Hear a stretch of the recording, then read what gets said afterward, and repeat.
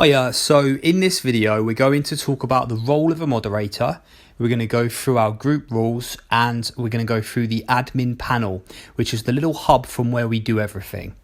So what is a moderator? A moderator's job is to make sure that the content that's going out is within the rules and deal with the stuff that breaks those rules.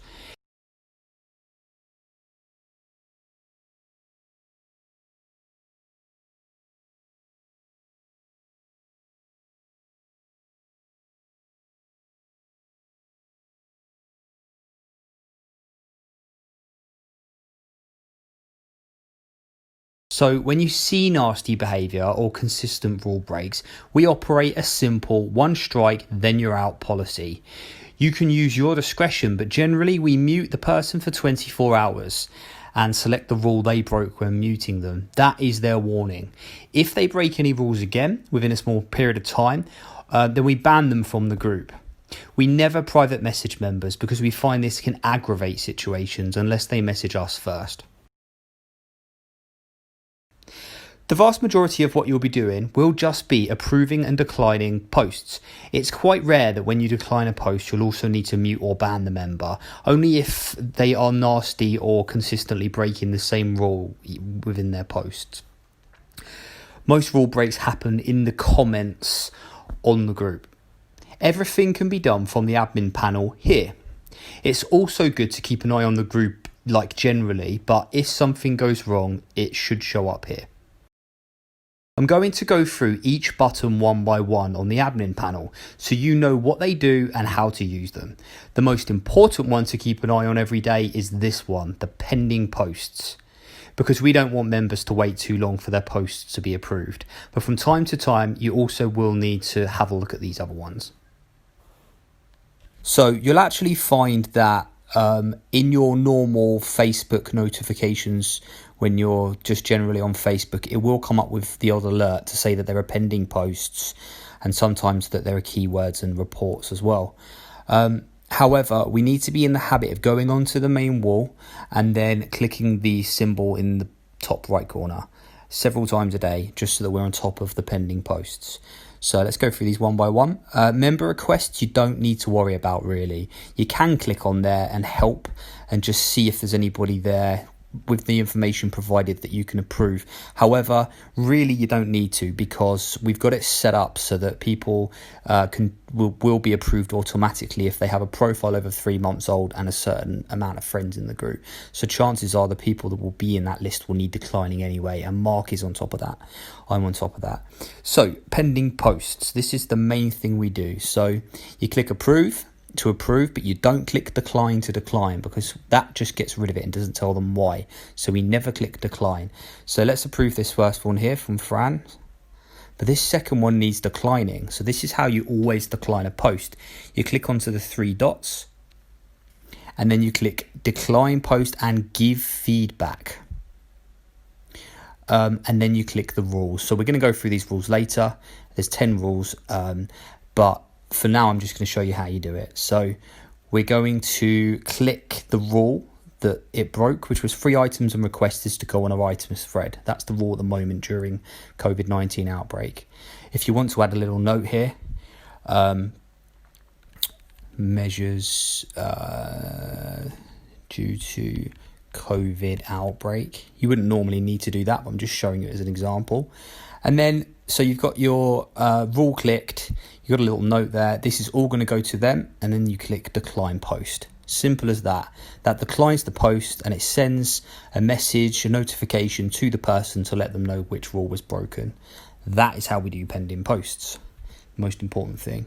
Now, reported member content. This doesn't happen very often, maybe once a day, once every few days, but it will tell you here if someone has reported something. I got somebody to report this post just as an example. What you would do now is look at it, see the reason that it's been reported. For example, here it's spam. It absolutely is not spam. This is a food bank post, so it definitely needs to stay up. So we're going to click keep. However, if we were going to remove it, we would not click remove. Again, like before, sorry if it's confusing. We go to the 3 dots here, top right corner, and we would remove the post and then we would select the rule that it broke again, because we always want our members to know the reason that their post was declined. So this is just an example, as I say. So we're going to click keep on this. A lot of the time when something's reported, we do actually click keep on it. It's just somebody moaning. But there are times people will report something and it needs further investigation. So that's member requests done, pending posts done, and reported content done. And as you can see, those things disappear from the moderator tools when there's nothing else to do. Members, you just click on to have a look at the member list, and you can search for people and pages. Membership questions you don't need to worry about. We've got all that set up. Keyword alerts really is the last thing. So we've got a bunch of words set up in keywords. Sorry for the profanity, but they are all things that we need to flag up, and think obvious things like swear words, but then things that we've learned, phrases we've learned over the years, are things that need checking out. Now, most of the time, everything will be fine. For example, here, the word approving has come up. You click onto it and just check what it's about. The word approving, in this context, they're not moaning about admin approving stuff. They just happen to have used the word approving. So we're going to keep that. But this second one here, ass, a bit dodgy. Does it have a gangster limp? It could be a crip spider before it shows. Be careful, it could pop a cap in your ass.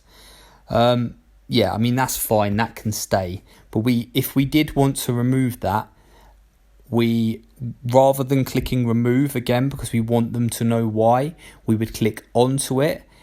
We would hold our finger on the comment, and then we would click remove. And then again, we would click the reason. It's really important to remember that. A lot of the time, if you're removing a comment and it's because it's that bad, then we would also mute them for 24 hours, as explained earlier. And that would count as their one warning before they're out. Although there are some times that you would just remove a comment and you wouldn't need to do that. It's really down to your discretion, but just chat to us in the staff room if you're ever unsure. So we're going to keep that one as well. That's everything done. Everything's up to date. The group's running smoothly, except for those member requests. Now it's time to go through the rules, and those are those 10 rules that you get to click from when declining posts. So you can get to the rules anytime. Just go into your admin panel and they're in there. So there are 10 rules, and they are the same 10 rules we always use when we need to decline a post or a comment. So I'll go through them one by one. Number 1, please advertise on our advertising thread. And then it says you can comment adverts on the thread once a day. This is the message that goes to the member when we delete their post or comment. So as you can see, number 1 has a link which takes them to the advertising thread. We have one of these go up every first of the month, and I update the link to make sure it's always right. So you would use this when declining any advert, any business advert. We do allow charity posts and we allow non-profit adverts. But usually most of the time we just don't allow any business adverts. They have to be commented on that post, and people are free to comment their business advert once a day on that post.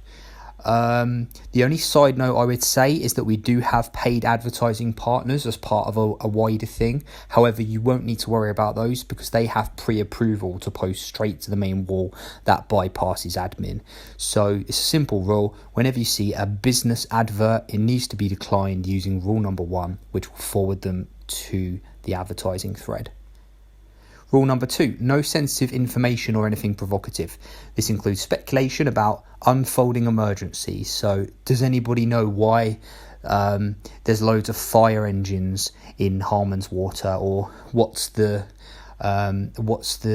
air ambulance helicopter looking for? All that sort of stuff, we just don't allow it anymore. We decline it using rule number 2. That's not to say that a Bracknell news post, for example, about something that happened a couple of days ago and involving the police can't be shared, but this is live unfolding situations where it's just unhelpful to speculate. Unfounded hearsay, medical advice, people giving medical advice, is not allowed. Sexual content or poo, we don't allow pictures of dog poo, so that would be removed using this rule. And due to arguments, we switch comments off on posts related to travellers and to fireworks. So the only reason that I've included that there is just so I can talk about it. Really, is basically whenever somebody talks about travellers, it always descends into nastiness and chaos. And pretty much always whenever somebody talks about fireworks, with the exception of around firework time, but even then a lot of the time, but usually it's someone complaining about fireworks, and then it turns into arguments because you've got the pro fireworks and against fireworks. And so if it's informative, we'll allow the post, but we'll switch the comments off straight away. That's what we've learned to do. So that's the reason you'd use rule number 2 is for all those things above. Rule number 3, keep it nice. Others have also been warned. The reason that says others have also been warned is because people can get touchy when they're in an argument and then they find that they're being picked on and their comments have been removed or something. This is probably the second main one that we use. The first is the number 1 for the advertising posts we remove. The second is keep it nice. We don't actually use it that often, but arguments do happen. People do retaliate and things escalate quite quickly, and we don't want to we don't want to block people just because they've got into a bit of an irate argument or a debate and it's gone a bit wrong. However, if it's really nasty, then this needs to be accompanied with a warning, which again is a 24-hour mute or whatever you think, and that counts as their one warning, and then they're out if they continue. So examples, no personal disputes, don't be rude, don't retaliate. This includes winding people up, name calling, or the C word. So in any case that the C word is used ever, even if it's someone being jovial with a friend and they call them the C word, it needs removing. The C word is banned forevermore on We Love Bracknell and using this. But for example, if someone used the C word and they weren't being nasty, we would just remove the comment using this, but we wouldn't mute them. But if someone says you effing C, watch your back, mate, then that would be a warning, a 24-hour mute. And then if it had already happened before then, they would be banned. To contact admin, please private message us. That's something that really gets on my goat, gets on the team's goat, is people trying to put posts and comments out to communicate with admin or moan about admin decisions, when they could message the WLB page, or they could have a bit of courtesy and message us privately.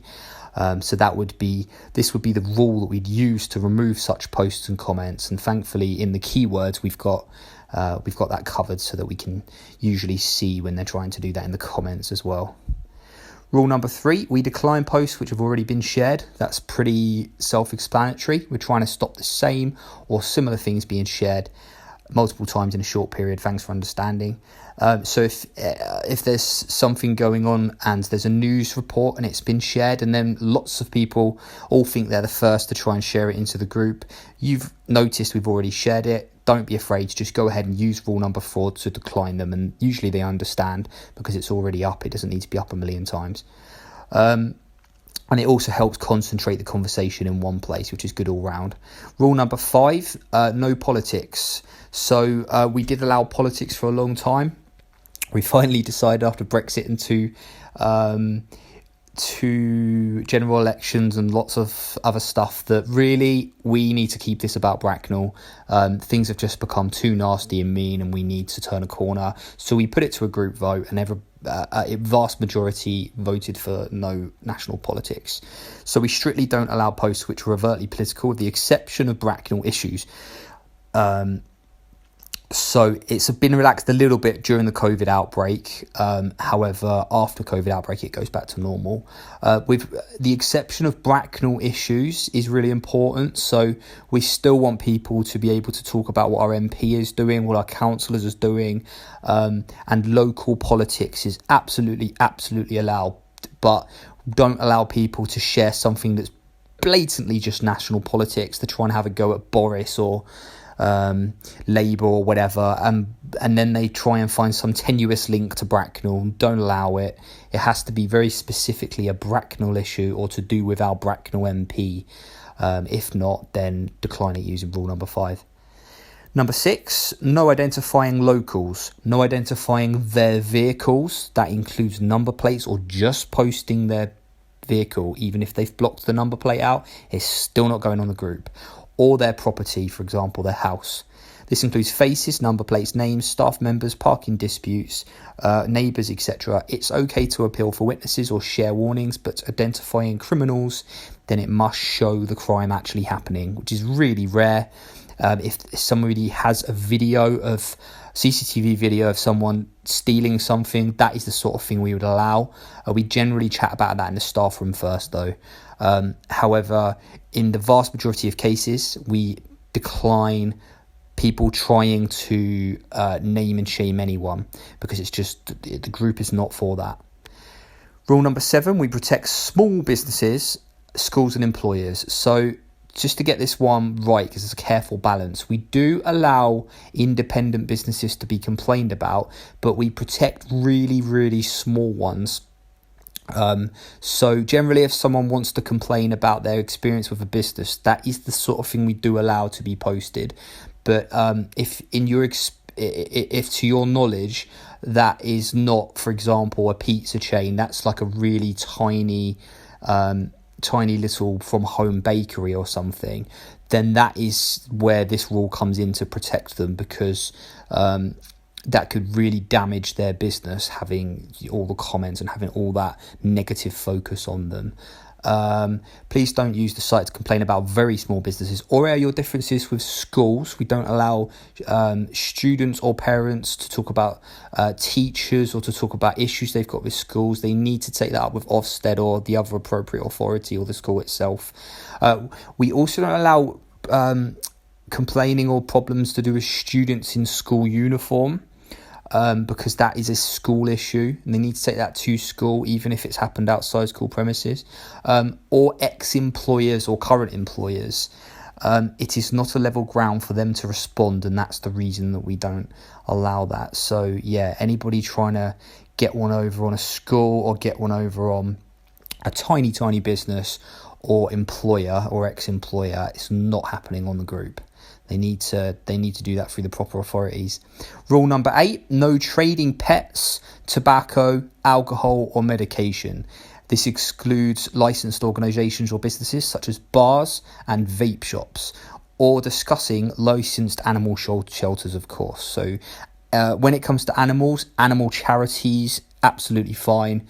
But if you are looking to find out where you can get animals, and you're looking to, like, you literally asking, does anybody have like a litter of pugs to sell, or would anybody like to buy my fish or whatever, that's not happening. Again, when it comes to tobacco, we just do not allow tobacco or alcohol to related products to be sold at all.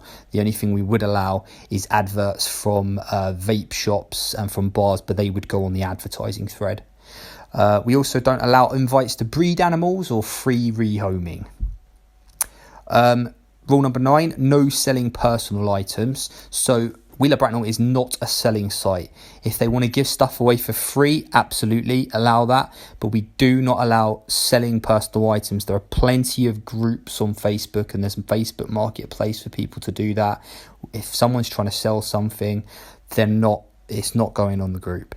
We don't have a special thread for it either. We just don't do selling personal items on We Love Bracknell, including houses, cars, or little items. There are cheeky people that try to get away with that by asking where they could sell their jewellery or where they could sell their vinyl collection. It still counts. That's where it's written here. It's in the no selling personal items. We just don't allow it. If your item is free, they need to state it. Offering free services, including models, needs to go on the advertising post. So yeah, we do not allow selling personal items. However, we do allow people to ask if anyone's selling something. That's different, because they're prepared to buy. They're looking for someone that's selling something, and that could be a business that responds to that. However, actually you yourself trying to sell an item? No. And the last one, number 10, this actually, I said the one earlier was the second most common. I'd say this is the second most common nowadays. Your attachment must be showing. We remove posts which show attachment unavailable to our admin. This may be because the source you're sharing it from doesn't have the share setting on public. Please try again. So that just explains to them what they probably need to do for it to be okay. So what a lot of people do is they try to share a post that they've put on their personal timeline, but on their personal timeline they've got it set to only show their friends. They've then come to try and share it into We Love Bracknell, and you'll see that it comes up as attachment not available or words to that effect, content not showing, and that is the rule you would click. Number 10 for that. They would then get the notification and read it and hopefully go change their privacy settings and then try again. That's the 10 rules. So yeah, thanks for watching the video. Now there's going to be a 100 question test. Nice and easy. It's just going to be examples of posts, and I'd just like to see, based on the information in this video, whether you would approve or decline, why you would decline, and then a few other sort of little scenarios thrown in there for good measure as well. Thank you.